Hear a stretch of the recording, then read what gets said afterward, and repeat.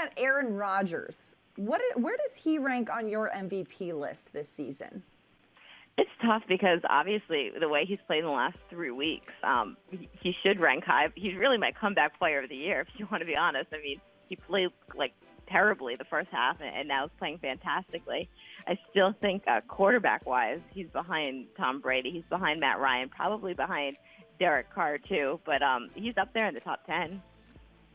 It's interesting that you would say Rodgers is your comeback player. What about Jordy Nelson, who did come back from that devastating knee injury? And there were a lot of questions coming into this season. Could he regain that form? And, well, right now I think he has.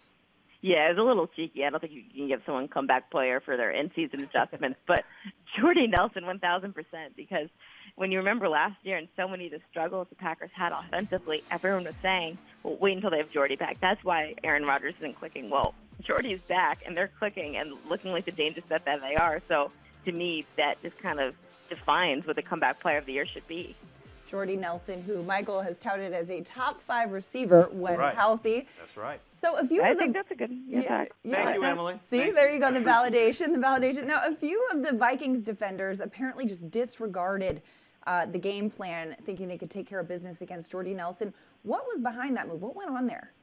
Yeah, well, just to clarify, it seems like the news may have been a little bit exaggerated. They didn't do it for a full game. They didn't do a full half. In fact, it might have only been one series when they kind of went rogue on Coach Mike Zimmer.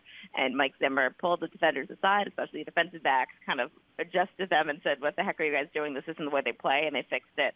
But I think this is just a symptom of what's the larger issue in Vikings land, is that everything is going wrong, and this doesn't happen to teams that are doing well. They're probably one of the most tragic stories of the 2016 season, the way everything imploded and all the injuries are sustained. And look, it shows a little bit of a lack of respect for the coach. I think that these are veteran players that know that. I think that it was maybe a smaller issue than it kind of came out originally, but it's still problematic because it shows a culture issue in the Vikings.